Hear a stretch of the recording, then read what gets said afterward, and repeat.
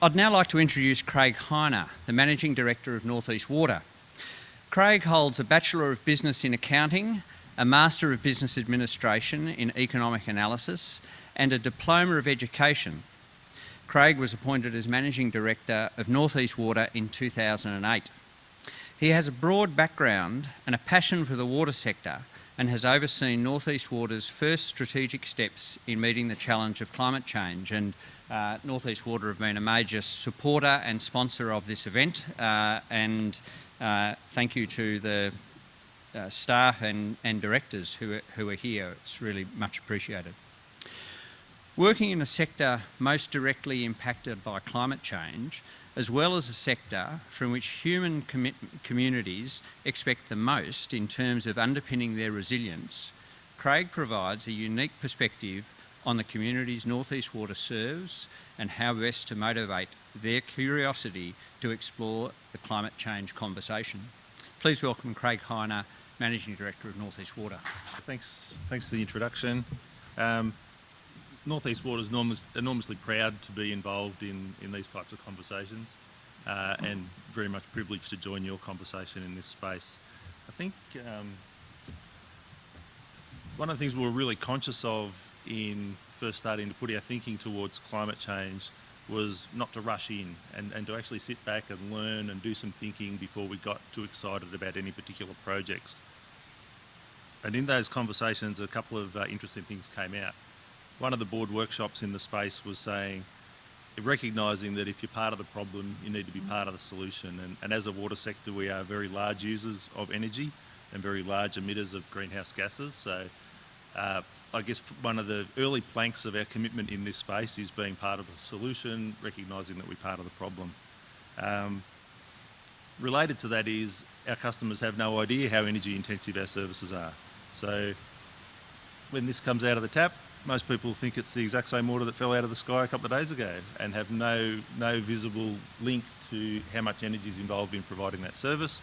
And similarly, when they have a flush and forget experience, which is an important part of our services, they have no idea that there's almost double the amount of energy involved in that experience as what there is in the safe water that we supply. So quite an interesting thing. We know we have a big challenge, and we also know our community has no visibility of what that challenge actually is from a water sector point of view.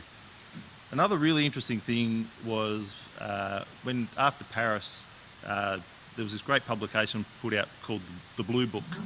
And what it does is internationally recognise that the resilience of water supplies, and no matter how advanced or non-advanced a particular community is, but the resilience of the water supply is what's most vulnerable under climate change. Therefore, the work done in that space is what's going to best underpin the communities in the future. So we'd just like to share a bit of what our journey looks like. I don't know whether I was accidentally looking into the Mars lunchroom at the floor using the jigsaw analogy, or whether someone was looking at my slides, but it's very interesting, the link between Mars's journey and also Brown Brothers' journey, where the decision to take a stand and then the right projects will make sense was very similar to the conversation our board was having. By get the thinking right and then the right projects will stack up. You won't be left with regrets in the future about projects that were jumped in prematurely. That's the map of You Are Here. Wangaratta's in the middle, and this is the part of the state that we have the great privilege of serving these communities and the great responsibility of making sure they remain prosperous and really tackle climate change as an opportunity.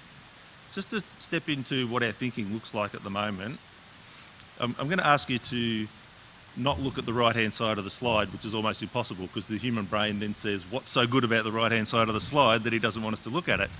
But I wanted to start on the left because on the left is what the communities most rightly expect of us, and that's water security. So if we get a carbon 100% right and water 90% right, then we've been a classic failure.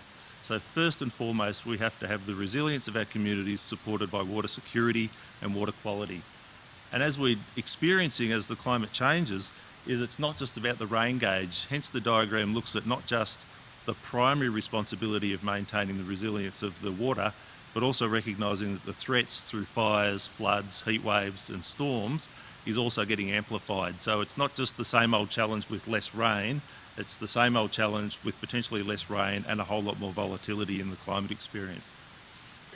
that's what most people call adaptation, and it's fair to say the water sector's been in the business of climate change for a long time when we think about the water cycle side of our business. Interestingly, customers have a lot of comfort in us investing in adaptation because there's a strong link between the cause and effect. So if we invest in improving the water security of a community, they see that in the next drought. So very much building locally for local resilience. I guess the challenge with climate change, though, is to shift our thinking away from the rain gauge logic and start to get into being a small piece of an important global jigsaw, which is actually mitigating the effects of climate change as well. And typical sort of waste reduction hierarchy, you know, there's no point just rushing out in planting trees if you can already cut a lot of your electricity or energy use out, and you can get a lot more efficient. So start at the top, work where you're going to get the big gains. There will be a place for offsets, but we don't want to start at the offsets end of the equation, and that's what's typically described as mitigation. Just quick insights to Scope 1 and Scope 2 emissions from our sector. As I said, we have done a terrible job at informing our customers of what our emissions are. It really wasn't even ever part of our remit, other than the occasional curious, you know, maybe we could put something on their bills about how much energy was involved, but we really haven't embraced that. It's certainly not in play at the moment. So Scope 1 emissions, just reminding people, has nothing to do with the energy inputs to the business. That's the greenhouse gases associated with operating wastewater treatment plants to provide the essential sanitation and trade waste services. So even if we stopped using electricity tomorrow, we would still be accountable for about a third of our greenhouse gas emissions. And what it's pleasing to see is, whilst we do have significant challenges in this space, we've got live projects at the moment around the West Wodonga wastewater treatment plant around methane capture, converting methane to energy, putting in solar, having solar energy, where a site, West Wodonga, accounts for about 60% of our Scope 1 emissions, and we can take that out of play in the next 5 to 10 years. And also West Wodonga, if we go to our Scope 2 from energy emissions, if you think about the whole region we serve, 100,000 people, we've got one site at West Wodonga, you know, critical to the Wodonga community and its economy, but it's accounting for about 30% of all of our electricity consumption at one spot. So, as I say, where you've got a big problem, you've also got a big opportunity. So we're looking at a $20 to $25 million project to take West Wodonga from our biggest Scope 1 and Scope 2 emitting site to not emitting Scope 1 emissions, and potentially being a net exporter of energy into the grid in terms of what we can do with methane capture and PV production of energy. It's still a long way to net zero, though. You know, so it's early gains. The big ones, the early ones, are going to be the easy ones. Net zero by 2050. There's still a lot of work and a lot of learning and a lot of R&D that needs to be done, and that's where our joint projects with Yak are exciting. We're contemplating taking an essential service like a water treatment plant off the grid. Sounds a bit risky, but it's important R&D to actually trial how resilient and what the life cycle of these batteries is in use when it matters, and building that confidence and building that learning.